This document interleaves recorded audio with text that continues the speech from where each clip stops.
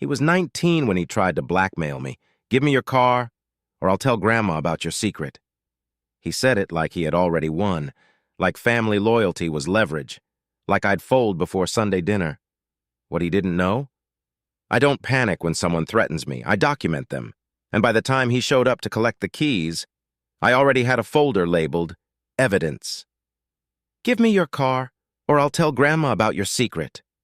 That's what my nephew texted me at 11:42 p.m. on a Thursday. No greeting, no build-up, just that. And for about 3 seconds, I genuinely thought it was a joke. He's 19, dramatic, chronically online. Everything is either sarcasm or leverage. But then the second message came. I'm serious. You know what I'm talking about. That's when my stomach tightened. Because yes, I knew exactly what he meant. And no, it wasn't what he thought it was. For context, I'm 35, no kids, stable job, own my car outright, keep my life relatively private. My sister, on the other hand, raised her son like the world owed him compensation for existing. If he forgot homework, the teacher was unfair. If he crashed his bike, the sidewalk was poorly designed. If he failed a test, the system was flawed. Consequences were optional in that house. He learned early that emotion is currency, and he spends it aggressively, the secret he was threatening me with. 5 years ago, I dated someone the family didn't approve of. Not illegal, not immoral, just not culturally aligned, according to my mother. When the relationship ended, I didn't make an announcement, I didn't explain, I just moved on. But my nephew saw things, old photos, old messages, maybe overheard a conversation. Teenagers collect fragments and turn them into weapons. In his head, this was nuclear. In reality, it was mildly uncomfortable at worst, but he didn't know that, and that was important. I stared at the screen for a full minute before responding. Explain. 3 dots appeared instantly. You let me use your car for the summer, no questions, or I tell Grandma everything. No questions. That part was interesting, because the reason he wanted my car wasn't a mystery. He totaled his own 2 months ago, not because of mechanical failure, because he was speeding. He told his mom someone cut him off. Insurance said otherwise, and now he was stuck borrowing rides, which apparently was beneath him. I didn't reply right away. Instead, I leaned back in my chair and thought about something small but telling. 3 weeks earlier, I'd noticed a withdrawal on my Amazon account, $280. Gaming headset, delivered to my address, except I hadn't ordered it. I changed my password immediately, didn't mention it, didn't accuse anyone, but I checked the login history. There it was, an unfamiliar device, logged in the same afternoon my nephew had visited. I didn't confront him then, because I wanted to see how far he'd go, apparently this far. My phone buzzed again. You have until tomorrow. I'll tell her at Sunday dinner. Sunday dinner, public stage, classic move. My mother is emotional, traditional, easily shaken by anything that sounds scandalous. He was betting on my discomfort. He was betting I'd rather give him a car than deal with tears and moral lectures. What he didn't understand was something simple. I stopped being afraid of family drama a long time ago. Why do you think I care? I texted back. The response was instant. Because you don't want her looking at you differently. He really believed that. He believed my fear of disapproval outweighed his entitlement. He believed shame was leverage. He had no idea what I had. I opened my laptop, not to argue, not to defend myself, to confirm something. 2 months ago, when his car was totaled, he'd asked me to help him file paperwork. He didn't know I requested a copy of the accident report. He didn't know I read it carefully. He didn't know I noticed something missing from his version of events, specifically the alcohol test refusal, and the fact that the crash occurred outside a friend's house known for hosting parties. Insurance paid out partially, but the full report never reached my sister, because she never asked for it, because she believed him. He thought I didn't know. He thought I was clueless. He thought he had leverage. My phone buzzed again. Don't test me. There's something almost impressive about the confidence of someone who's never faced consequences. It makes them sloppy. It makes them loud. And loud people leave evidence. I scrolled back through the Amazon login history, screenshotted it. Then I opened another folder. Yes, another one. Because I'm not paranoid. I'm observant. Last year, my nephew borrowed $500 from my mother, told her it was for textbooks. It was for crypto, specifically a coin promoted by a TikTok influencer. He bragged about it to me privately. I kept the messages. Not because I planned revenge, because patterns matter. And he had a pattern: borrow, lie, blame, deflect, repeat. I texted him one last time that night. "Come by tomorrow, we'll talk." He responded immediately. "Bring the keys." I almost laughed. He thought he'd won. He thought blackmail was a shortcut. He didn't realize something important. If you threaten someone calmly, you better be sure they don't have receipts. And I had receipts. Folders, actually. Plural. The next day, he showed up at my house with a smile he couldn't hide. Confident, relaxed, victorious, and I handed him the keys, exactly like he asked. But I also handed him something else, a printed envelope. Thick, heavy, labeled simply, evidence. He frowned. "What's this?" I smiled. "You'll want to sit down." He didn't sit. He laughed, actually laughed. "You're joking, right?" "No," I said calmly. "Open it." He rolled his eyes like I was being dramatic, like this was just an adult trying to salvage pride. He dropped into the chair anyway, slid a finger under the flap, pulled out the first page. His expression didn't change at first. Then it did, just slightly, a crease between his eyebrows. "What is this?" "That," I said, leaning back, "is the full accident report from your crash." He looked up immediately. "You weren't supposed to see that." Interesting choice of words. "Supposed to?" I asked. He scanned the second page, the alcohol test refusal line, highlighted. His jaw tightened. "You don't understand that. I understand that you told your mom someone cut you off." He didn't answer because he couldn't. He flipped to the next document. Bank transaction screenshots, Amazon login history, IP address matching his friend's neighborhood, the gaming headset, delivered to my house, purchased on my account. "That was a mistake," he said quickly. "It was theft." "I was going to tell you." "When?" He didn't respond. He flipped faster now. Text screenshots, crypto brag messages. "Uncle doesn't even notice." That one I had highlighted too, color-coded. He swallowed. "You've been spying on me?" "No," I said calmly.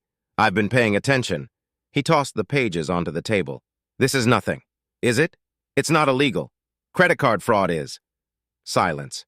He stared at me like he was trying to recalibrate. This wasn't the version of events he expected.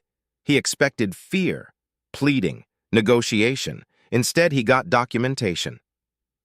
"You think Grandma cares about some old girlfriend?" I asked casually. He blinked. "You think that's leverage?" "You were hiding it." "I was protecting my privacy."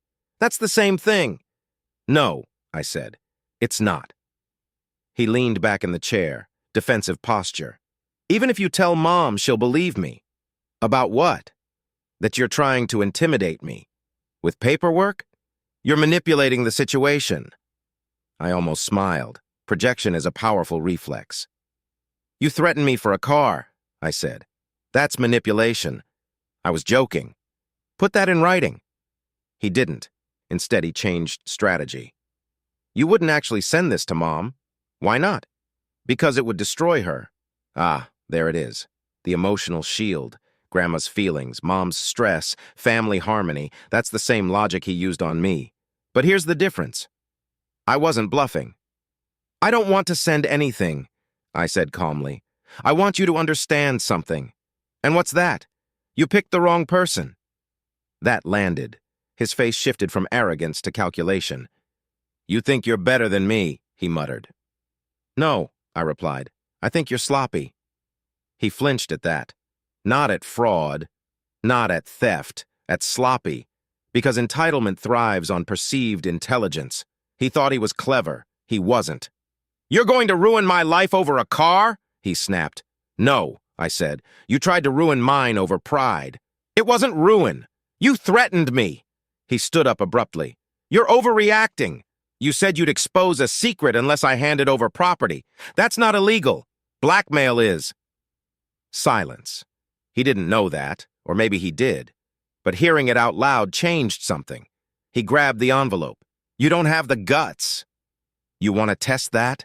His breathing was heavier now. The confidence was cracking. "You wouldn't send this to Mom." "I don't need to." He paused. "What does that mean?" "It means you don't get the car." He clenched his jaw. "And?" "And if you ever try something like this again, I escalate." "To who?" I tilted my head slightly. Police first. That word shifted the air in the room.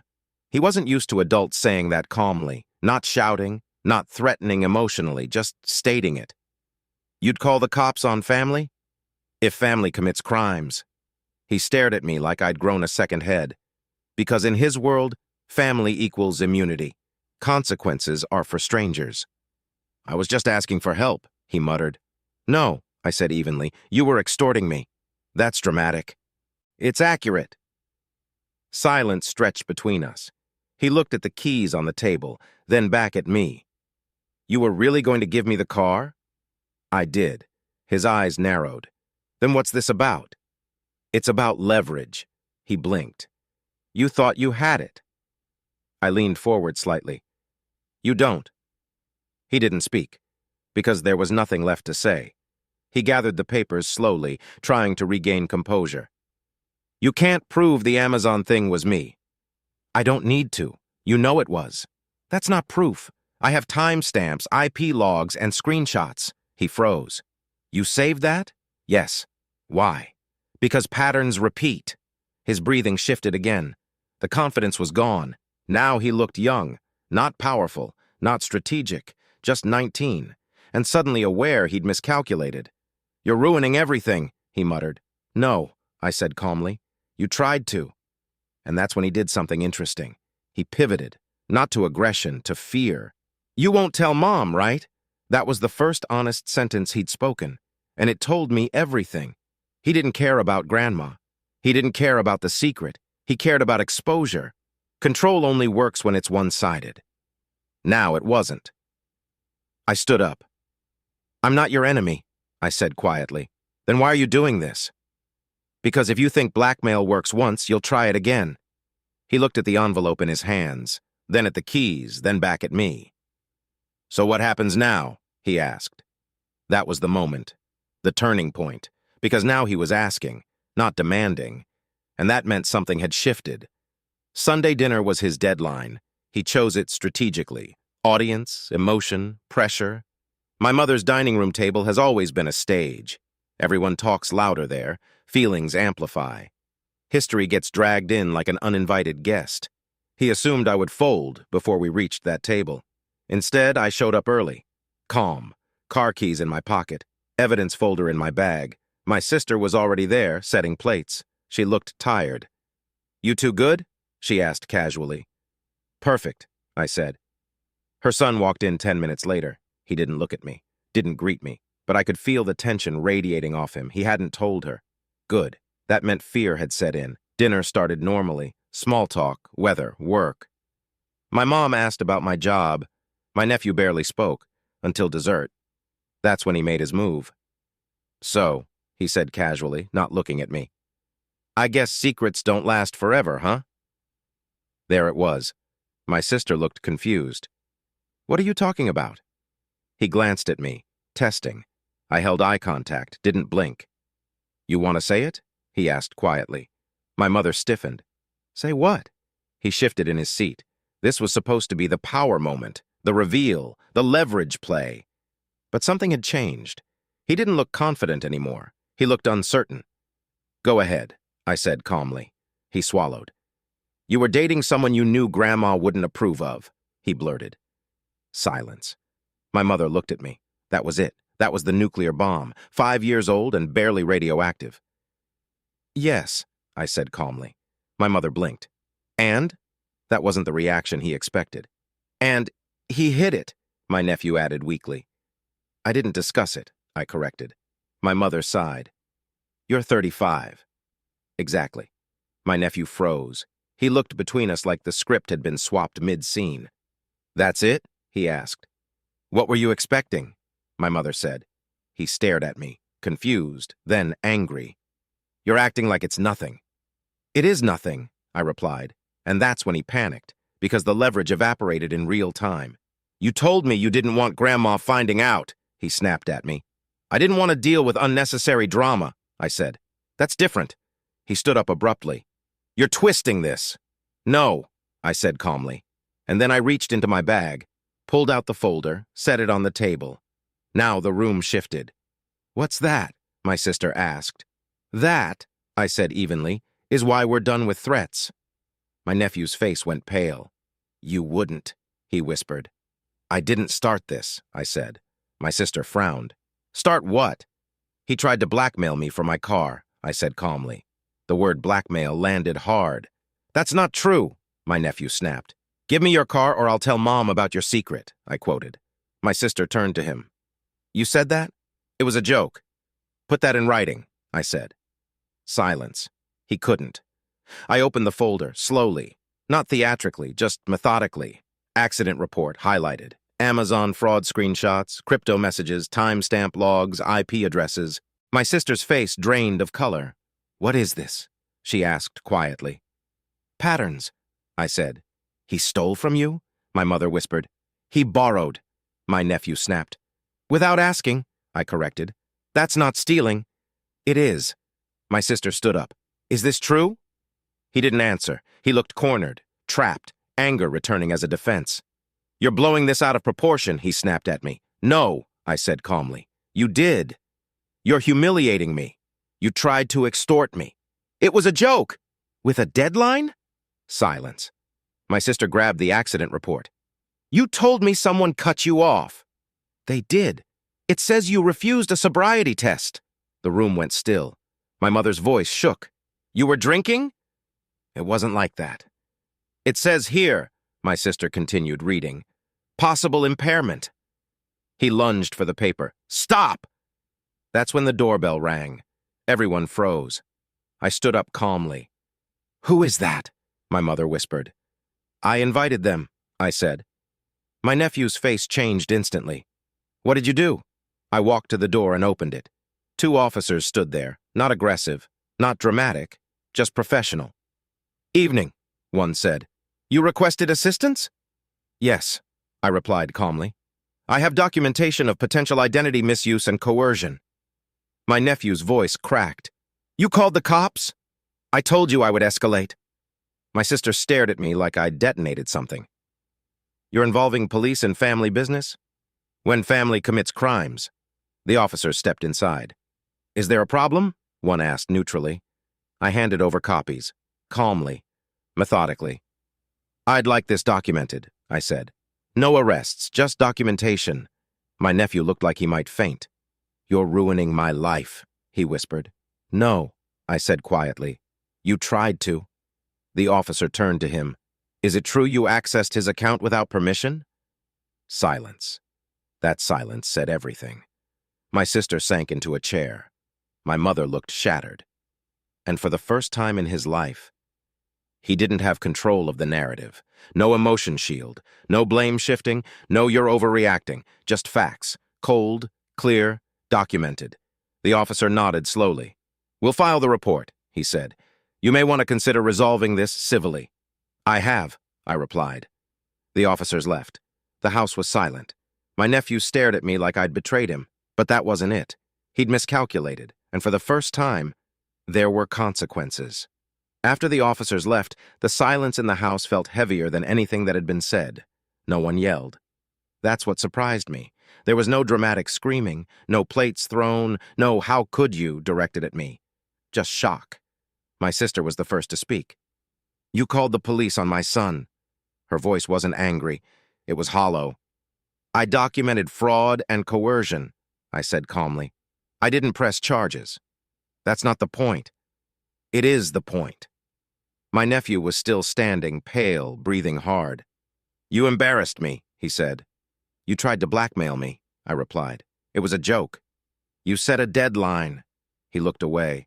My mother's hands were shaking. Why would you threaten him? She asked softly. He didn't answer.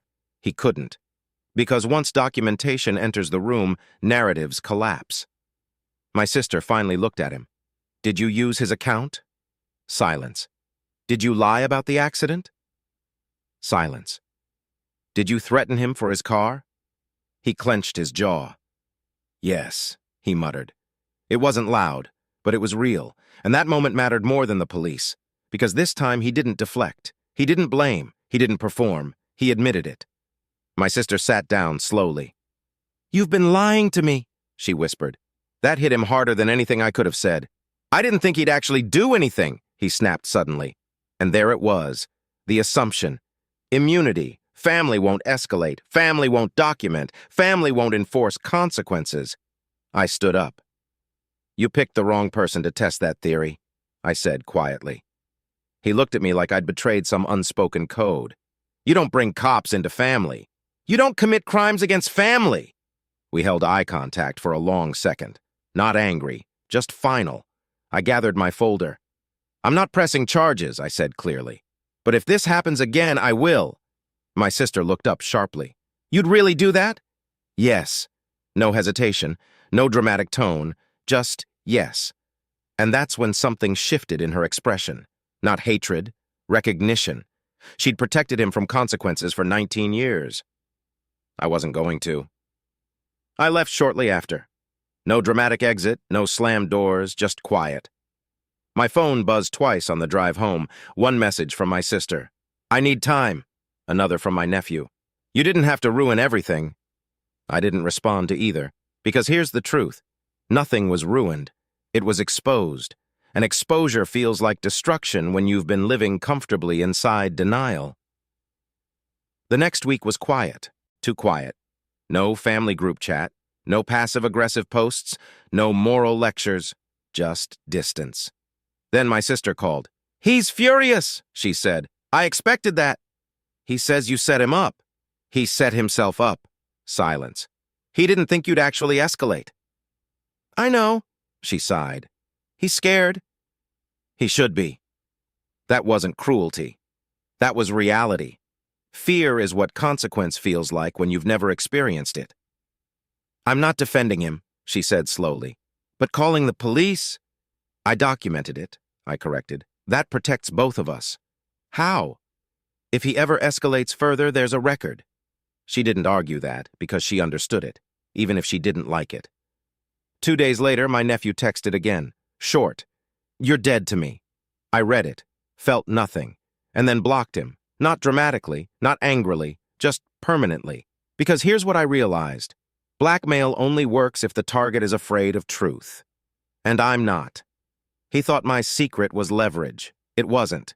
He thought family loyalty meant silence. It doesn't. Family isn't immunity, and love isn't protection from consequence. Sunday dinners stopped, including me for a while. Not as punishment, as adjustment. My sister needed space. My mother needed to process. That's fine. I didn't push. I didn't demand apology. I didn't chase reconciliation, because boundaries don't need applause. They need consistency. 3 months later, my sister called again. He's in therapy. That surprised me. He's angry, she said, but he's talking. Good.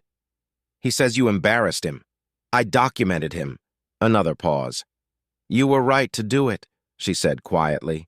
That mattered more than she realized, not because I needed validation, but because accountability had finally entered the room. I haven't seen my nephew since. I don't reach out. He doesn't either. No contact isn't dramatic. It's silent. It's choosing not to re-enter a dynamic that required you to tolerate manipulation. He wanted my car. He wanted leverage. He wanted control. What he got was documentation and a police report number. He thought I'd hand him the keys out of fear.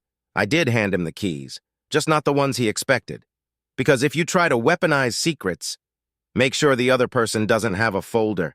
And if you threaten someone calmly, be ready when they respond calmly too. He tried to blackmail me. I gave him evidence instead, and that's the last thing he ever asked me for.